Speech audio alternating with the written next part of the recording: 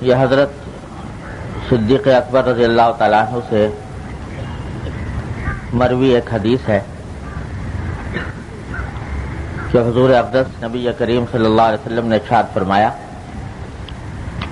کہ ما اصر من استغفر وان عاد فی اليوم 70 مرہ، کہ جو شخص استغفار کرتا رہے، اللہ تعالیٰ سے اپنے گناہوں کی معافی مانگتا رہے، وہ چاہے دن میں 70 مرتبہ اس نے گناہ کیا ہو، لیکن وہ ان لوگوں میں شمار نہیں ہوگا جن کو گناہ پر اصرار کرنے والا کہا جائے۔ تفصیل اس کی یہ ہے کہ ایک جگہ قرآن کریم میں اللہ جل جلالہ نے ارشاد فرمایا ہے اپنے نیک بندوں کا ذکر کرتے ہوئے، اپنے ان بندوں کا جو اللہ تبارک و تعالیٰ کے ہاں مقبول ہیں، ان کا ذکر کرتے ہوئے فرمایا والذین اذا فعلوا فاحشۃ او ظلموا انفسهم ذکروا اللہ فاستغفروا لذنوبهم ولم يصروا على ما فعلوا وهم يعلمون، کہ یہ وہ لوگ ہیں کہ اگر کبھی ان سے کوئی بے حیائی کا کام ہو جائے یا یہ اپنی جانوں پر کوئی ظلم کر بیٹھیں، یعنی کسی گناہ کا ارتکاب کر بیٹھیں، تو جب اللہ کو یاد کرتے ہیں تو اللہ کو یاد کر کے یہ اللہ تبارک و تعالی سے اپنے گناہوں کی معافی مانگتے ہیں،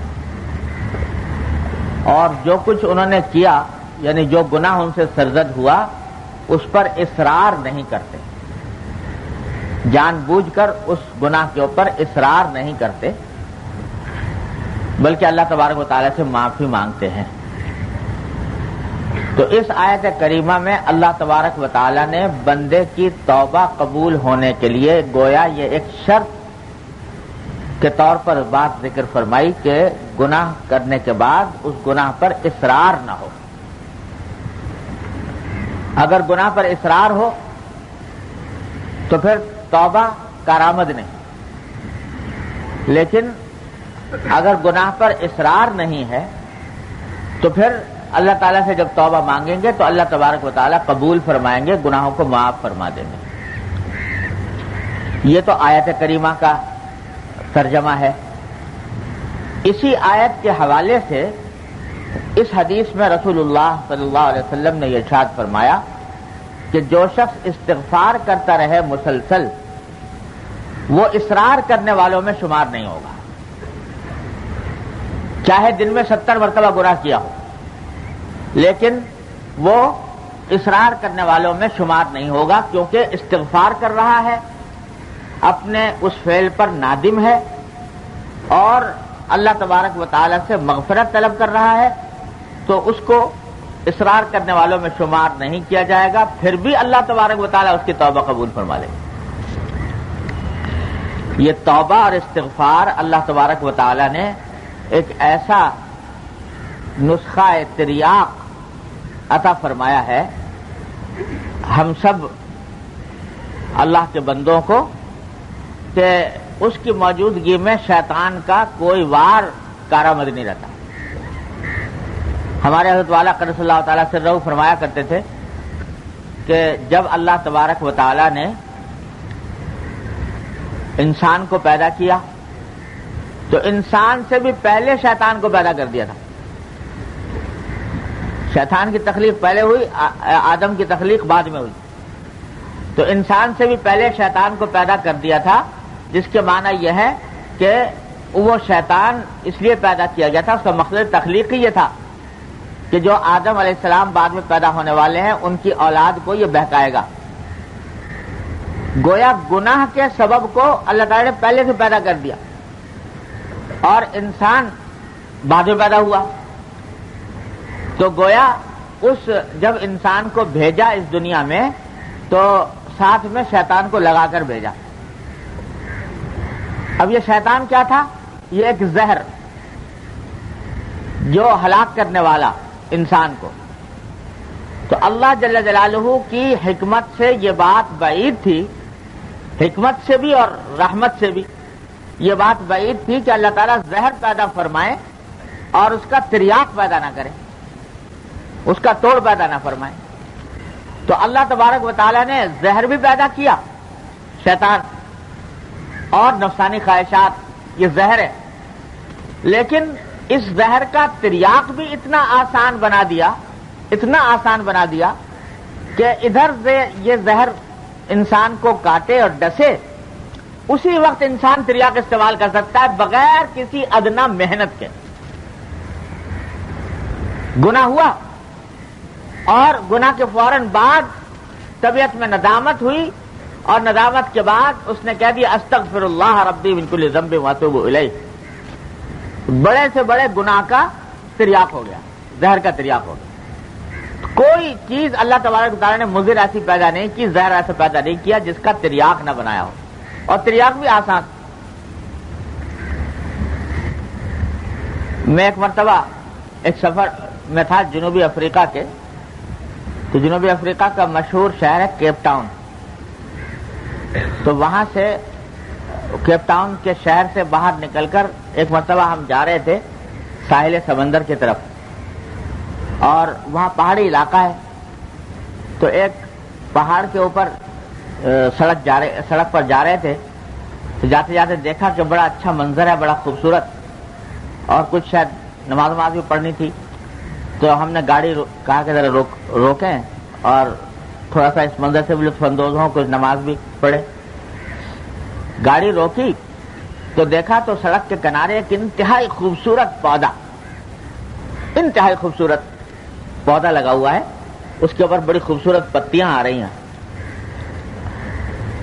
تو اتنا خوبصورت معلوم ہوا کہ حالانکہ مجھے کچھ زیادہ ذوق بھی نہیں ہے پھولواری کا، لیکن اتنا خوبصورت معلوم ہوا کہ بے ساختہ طبیعت چاہی کہ اس پتے کو جا کر توڑ لوں اور اس کو اپنے ساتھ رکھے. جب میں اس کی طرف بڑھا اس پتے کو توڑنے کے لیے، تو ہمارے جو ساتھی تھے وہیں کے رہنے والے، وہ چیخے، کہا کہ حضرت آپ اس کو مت چھوئیے. میں نے کیوں بھائی؟ تو کہنے لگے کہ یہ بڑا خطرناک پودا ہے. کیسے خطرناک ہے؟ کہ اگر آپ اس کو چھوئیں گے تو جو آدمی بھی اس کو چھو لیتا ہے تو اس کا اثر ایسا ہوتا ہے جیسے بچھو کے کاٹنے کا. اس کو چھونے سے ہاتھ کے اندر زہر دوڑ جاتا ہے، اور زہر دوڑنے سے سارے جسم میں یہ کیفیت ہو جیسے کسی بچھو نے کاٹ لیا. تو اس واسطے آپ اس کو قریب میں مت جائیں. میں بڑا حیران پریشان کہ اتنا خوبصورت پودا اور اتنا خطرناک کہ آدمی ہاتھ لگائے اور ہاتھ لگاتے ہی اس کے جسم میں زہر دوڑ جائے. تو میں نے ان سے کہا کہ بھئی یہ تو بڑا خطرناک ہے، مجھے تو آپ نے بتا دیا، کوئی اجنبی آدمی بیچارہ گزر رہا ہو یہاں سے اور وہ ہاتھ لگا دے، چھو لے، تو اس کے اوپر تو زہر کا اثر ہو جائے، وہ تو بیچارہ پریشان ہو جائے. تو اس پر انہوں نے کہا کہ ہاں ہے تو بڑا خطرناک، مگر اللہ تعالیٰ کی قدرت ایسی ہے کہ جہاں یہ پودا ہوتا ہے اسی کی جڑ میں ایک اور پودا بھی ہوتا ہے، اور وہ پودا اس زہر کا تریاق ہے. جہاں یہ پودا پایا جائے گا اس کے ساتھ ہی اللہ میں نے دوسرا پودا پیدا کر دیا ہے. اگر کسی نے اس کو چھوا اور اس کے اوپر زہر کا اثر ہو گیا تو فوراً اس کا علاج یہ ہے کہ نیچے جو پودا اگ رہا ہے اس کو ہاتھ لگا لے تو وہ سارا زہر کا اثر ختم ہو جاتا ہے. میں نے کہا دیکھو اللہ تبارک اللہ احسن الخالقین. لوگ کہتے ہیں کہ صاحب یہ خود بخود پیدا ہو گیا، یہ کائنات، یہ عالم، یہ پھول جو ہے، یہ پھل اور یہ سب خود پیدا ہو گئے. تو میں نے کہا یہ بہترین اللہ تعالیٰ نے مثال دے رکھی ہے گناہوں کی اور توبہ کی، گناہوں کی اور استغفار کی، کہ یہ گناہ جو ہیں دیکھنے میں بڑے خوش منظر، بڑا دلاویز، انسان کا دل ان کی طرف مائل ہوتا ہے، انسان کا دل اس کی طرف لپکتا ہے، لیکن خاصیت ان کی ایسی زہریلی کہ اگر ان کو آدمی کر لے، وہ گناہ کا ارتکاب کر لے، تو اس کے نتیجے میں انسان جو ہے اس کے اوپر زہر چڑھ جاتا ہے، اور ایسا زہر چڑھتا ہے کہ اللہ تعالیٰ سے محفوظ رکھے. لیکن ساتھ ہی اللہ تبارک و تعالیٰ نے تریاق بھی پیدا فرما رکھا ہے، اور تریاق بھی اتنا آسان، جیسے وہاں کہ تریاق کے لیے کہیں دور جانے کی ضرورت نہیں، وہیں جڑ میں نکلا ہوا ہے۔ اسی طریقے سے ہر گناہ کا تریاق اللہ تبارک و تعالیٰ نے اتنا آسان بنا رکھا ہے کہ جب چاہو، جہاں چاہو، جس طرح چاہو اس تریاق کو استعمال کر لو۔ استغفر اللہ ربی من کل ذنب واتوب الیہ، اے اللہ دل سے کہہ دو، ندامت کے ساتھ، پشیمانی کے ساتھ کہ یا اللہ یہ غلطی ہو گئی، یہ مجھ سے گناہ سرزد ہو گیا، اور آئندہ کے لیے اپنی طرف سے عزم کرتا ہوں، ارادہ کرتا ہوں جب آئندہ یہ گناہ نہیں کروں گا۔ جب ایک مرتبہ یہ دل سے کہہ دیا، اللہ تعالیٰ کی طرف رجوع ہو گئے، کتنا ہی بڑے سے بڑا پہاڑ گناہ ہو اللہ تعالیٰ نے ڈھیر کر دیا۔ اور یہ دروازہ کھلا رکھا ہے، التائب من الذنب کمن لا ذنب لہ، کہ جو ایک مرتبہ توبہ کر لے تو وہ ایسا ہو گیا جیسے کہ گناہ کبھی کیا ہی نہیں۔ اور دروازہ کھلا ہے، کھلا ہے، کب تک کھلا ہے؟ جب تک کہ سکرات الموت طاری نہ ہو جائیں، نزع کی کیفیت نہ آ جائے، اس وقت تک یہ دروازہ کھلا ہوا ہے۔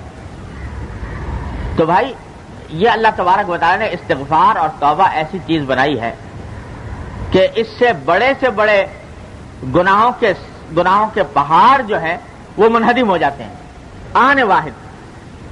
تو ہمارے حضرت فرماتے تھے،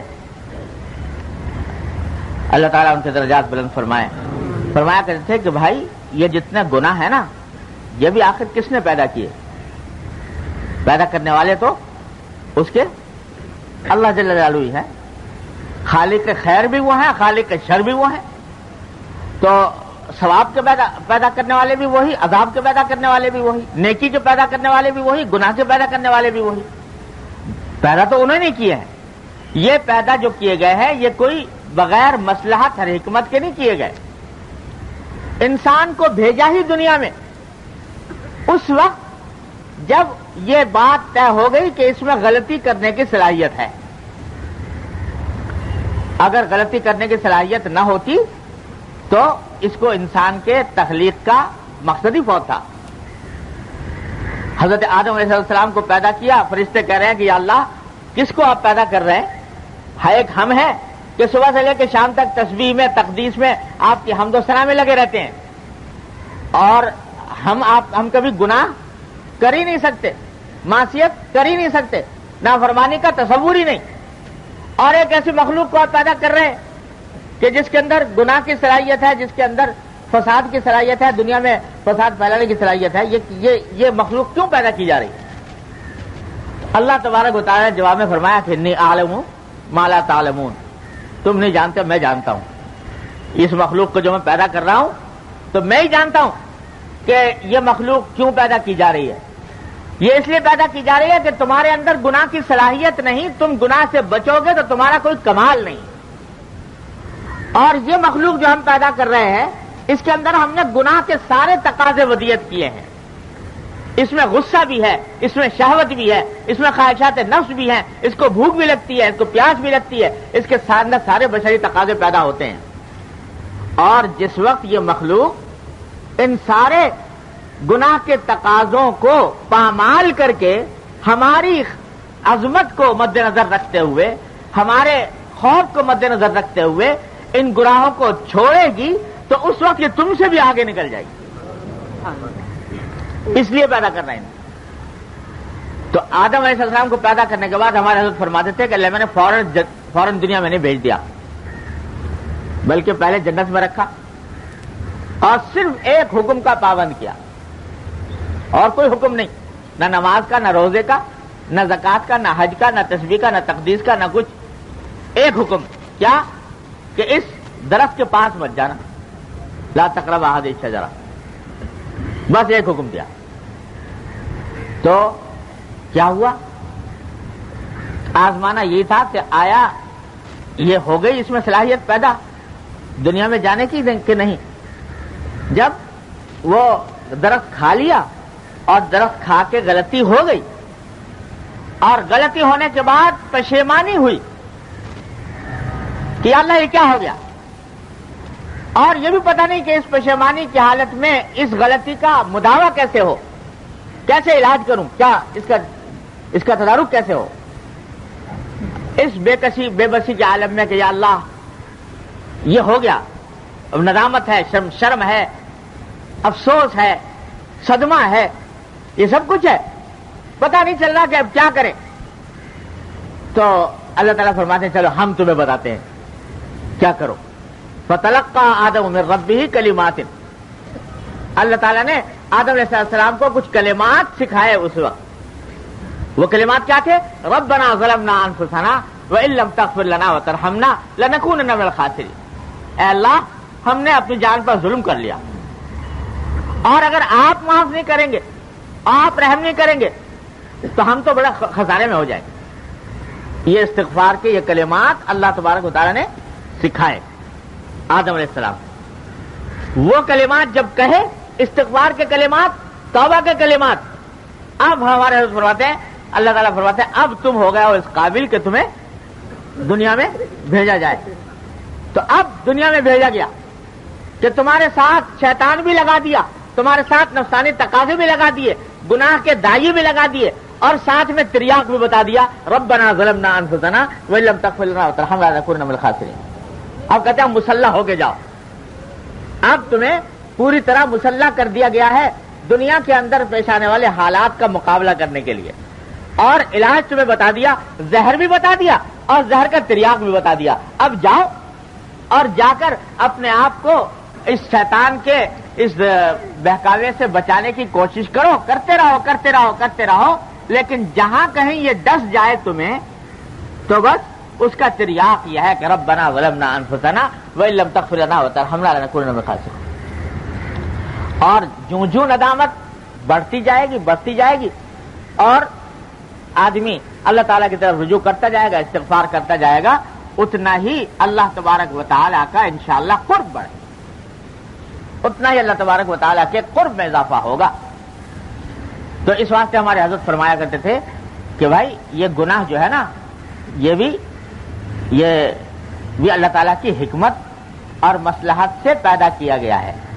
یہ اس لیے پیدا کیا گیا ہے کہ اس سے بچنے کی کوشش کر کے تم اپنے درجات بلند کرتے چلے جاؤ، اور اتنا بلند کرو ان درجات کو گناہوں سے بچنے کی کوشش کر کے، اور اگر کبھی سرزد ہو جائے تو ندامت اور استغفار کر کے کہ تمہارا شمار ہو جائے توابین میں، جس کو قرآن کریم میں توابین اور اوابین میں تمہارا شمار ہو جائے.